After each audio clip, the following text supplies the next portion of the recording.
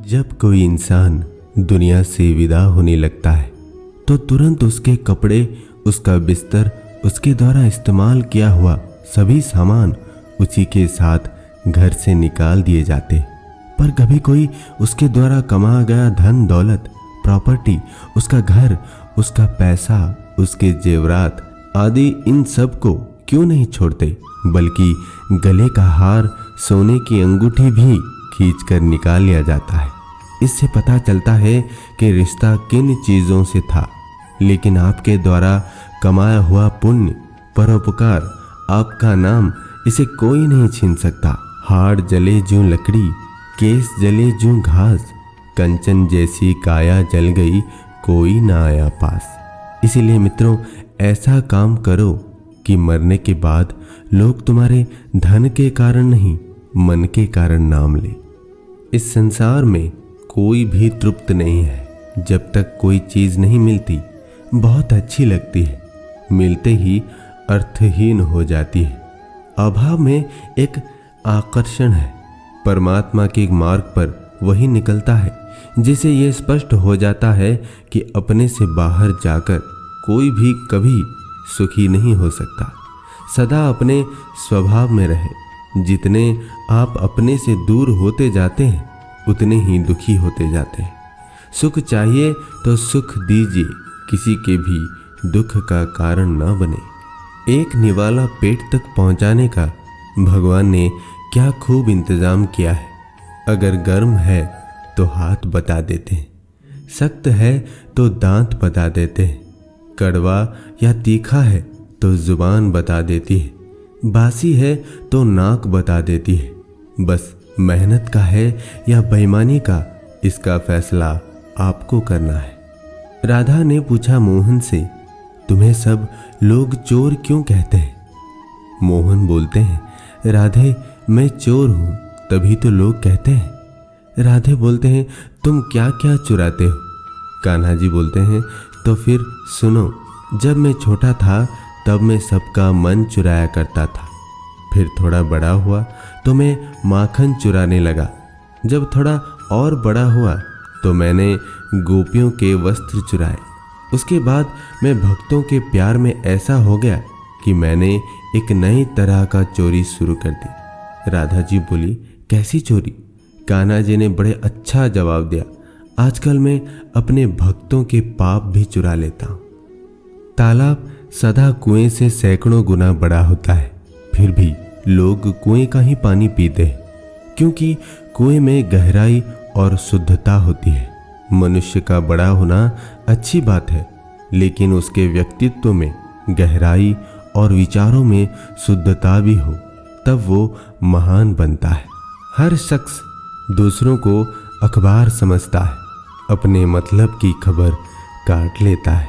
मुसीबतें रुई से भरे थैले की तरह होती है, देखते रहेंगे तो बहुत भारी दिखेगी और उठा लेंगे तो एकदम हल्की हो जाएगी। जीवन में परेशानी चाहे कितनी भी बड़ी हो, चिंता करने से और भी बड़ी हो जाती है।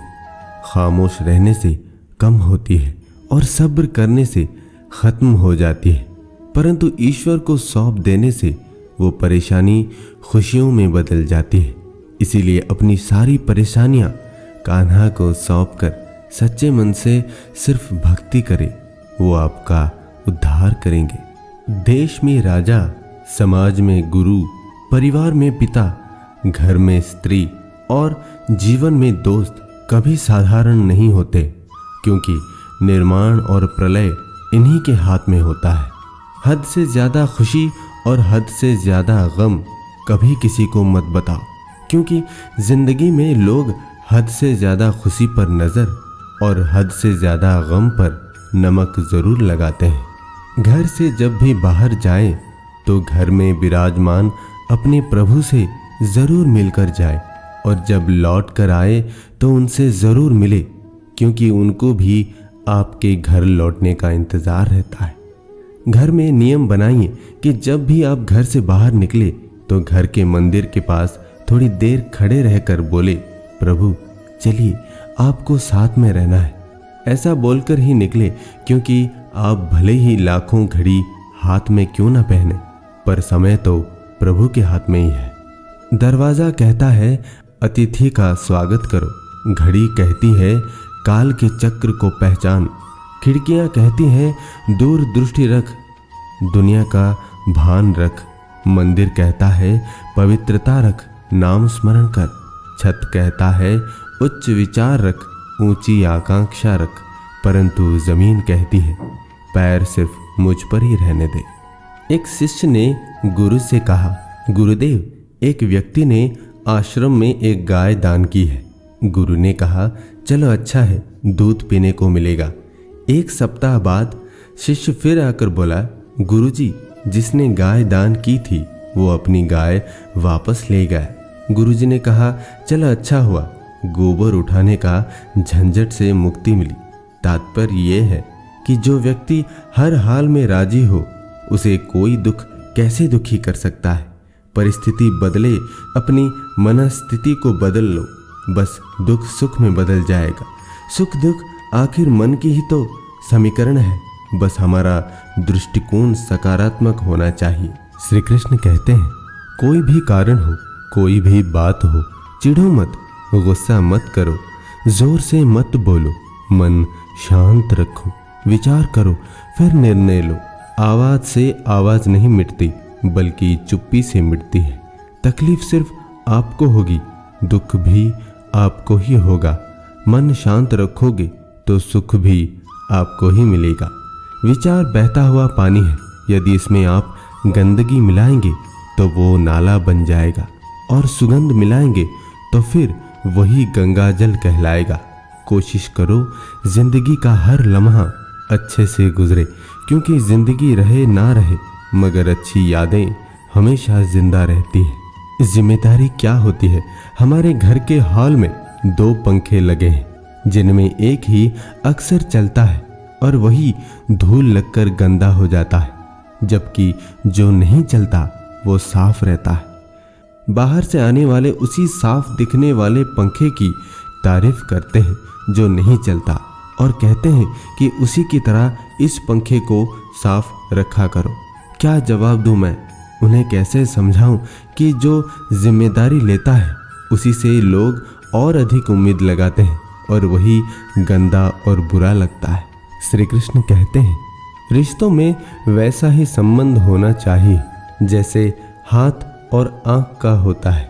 हाथ पर चोट लगती है तो आंखों से आंसू निकलते हैं, और आंसू आने पर हाथ ही उनको साफ करता है।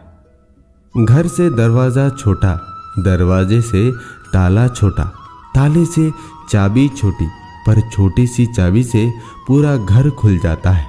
छोटे छोटे विचार बड़े बड़े बदलाव ला सकते हैं।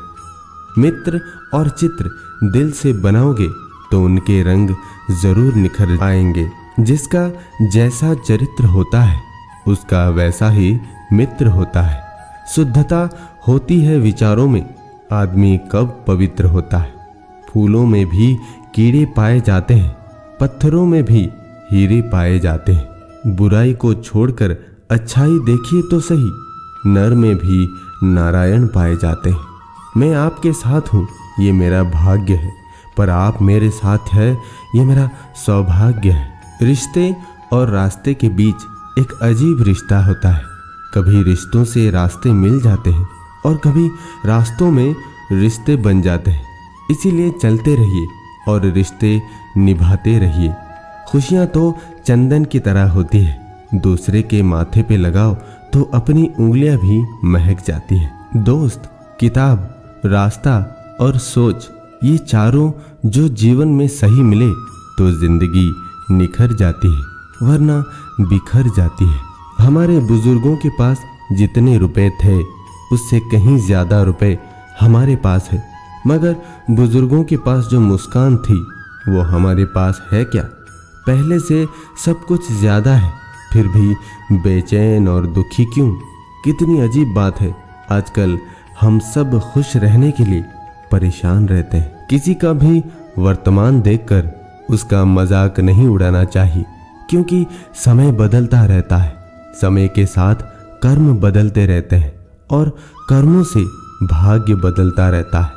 समय में इतनी ताकत होती है कि वो किसी की भी किस्मत कभी भी पलट देता है। जब से परीक्षा वाली जिंदगी पूरी हुई है, तब से जिंदगी की परीक्षा शुरू हो गई है।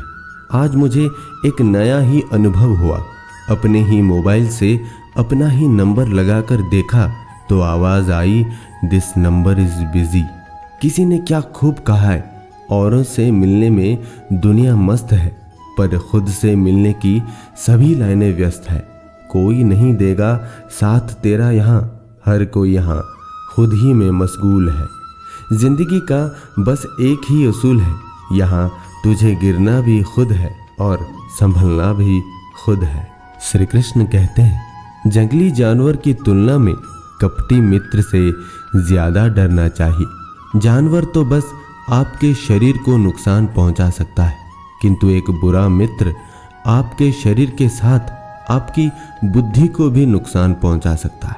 श्री कृष्ण कहते हैं, जीवन बांसुरी की तरह है, जिसमें बाधाओं रूपी कितने भी छेद क्यों ना हो, लेकिन जिसने बजाना सीख लिया उसने जीना सीख लिया। डर हमारे आत्मसम्मान को घटाता है, आत्मविश्वास को कमजोर करता है और धीरे धीरे वक्त हमें यह स्वीकार करा देता है कि हम हारे हुए हैं। जब तक हम डर के द्वारा संचालित होते रहेंगे, तब तक हम कभी भी जीतने का साहस नहीं करेंगे।